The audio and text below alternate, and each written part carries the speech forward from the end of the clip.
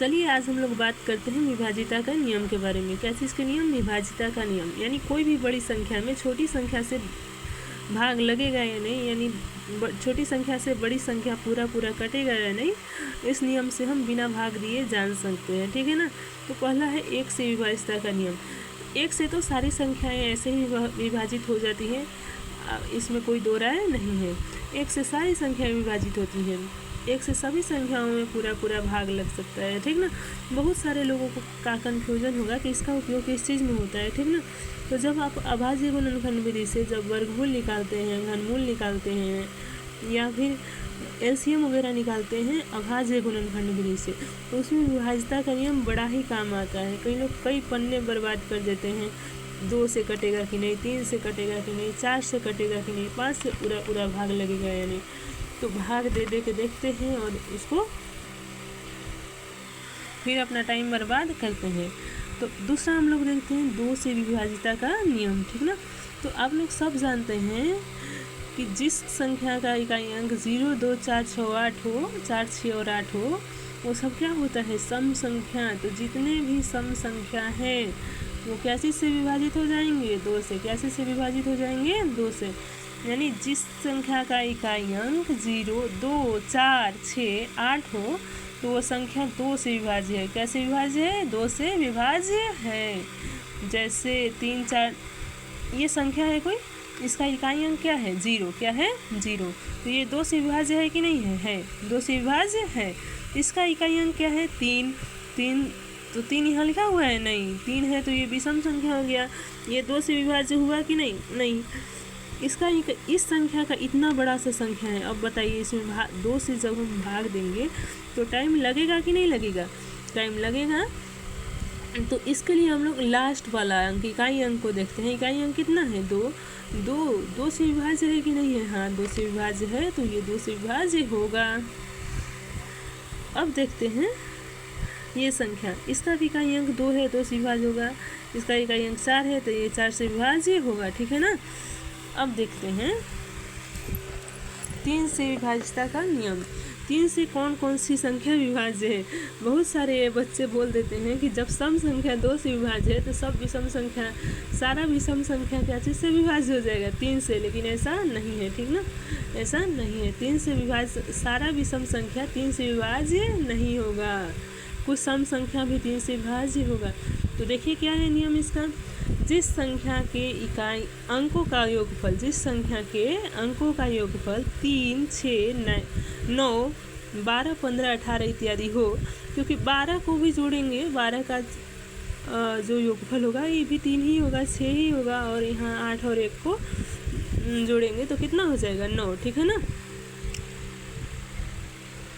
3, 6, 9, 12, 15, 18। ठीक है ना। 21 भी हो सकता है, फिर से वही पैटर्न रिपीट होगा 3, 6, 9। यानी हम लोग बोल सकते हैं कि जिस संख्या के अंकों का अंतिम योगफल 3, 6 और 9 हो, वो संख्या 3 से विभाज्य होता है। कैसे से विभाज्य होता है? 3 से। ठीक है ना। जैसे 87 यहाँ पर ले लिया। अब बताइए बिना भाग दिए कि 87 3 से विभाज्य है कि नहीं है? कुछ लोग देखेंगे कि अरे 7 है, विषम संख्या है, तो ये तो 3 से विभाज्य होगा, पर ऐसा नहीं है। इसके अंकों को परस्पर आपस में जोड़ेंगे, 8 और 7 कितना हो जाएगा? 15। तो इसमें कितना लाना है हमको? अंतिम योगफल कितना आना चाहिए? 3, 6 और 9। तो 15 को जोड़ेंगे अब हम लोग, तो 1 + 5, 1 + 5 = क्या आ जाएगा? 6, 6। ठीक है ना। दूसरा संख्या लेते हैं हम लोग 972। क्या लेते हैं? 972। तो जब इसके अंकों को परस्पर जोड़ते हैं तो 9 और 7 16, 16 और 2 18, 18 के अंकों को परस्पर जोड़ते हैं तो 8 और 1 कितना आ जाएगा? 9। तो 3 और 6 कितना हो गया? 9। तो ये भी 3 से विभाज्य है कि नहीं? अब देखते हैं कि 413 ये 3 से विभाज्य है कि नहीं। अरे बहुत सारे बच्चे बोलेंगे कि लास्ट में तो 3 है, ज़रूर 3 से विभाज्य होगा, लेकिन भाग दे के देखेंगे तो 3 से विभाज्य होता ही नहीं है, और क्वेश्चन कभी कभी उन लोगों का गलत हो जाता है। इसके अंकों को परस्पर 3 से विभाज्यता के नियम में क्या करना है? उसके अंकों को परस्पर जोड़ना है, 3, 6, 9 आ जाएगा, तो 3 से विभाज्य है। तो 4 + 1 + 3 4, 1 5, 5 और 3 8, 8 3 से विभाज्य है? नहीं है। तो ये भी 3 से विभाज्य नहीं होगा, यानी 413 3 से पूरा नहीं कटेगा। ठीक है।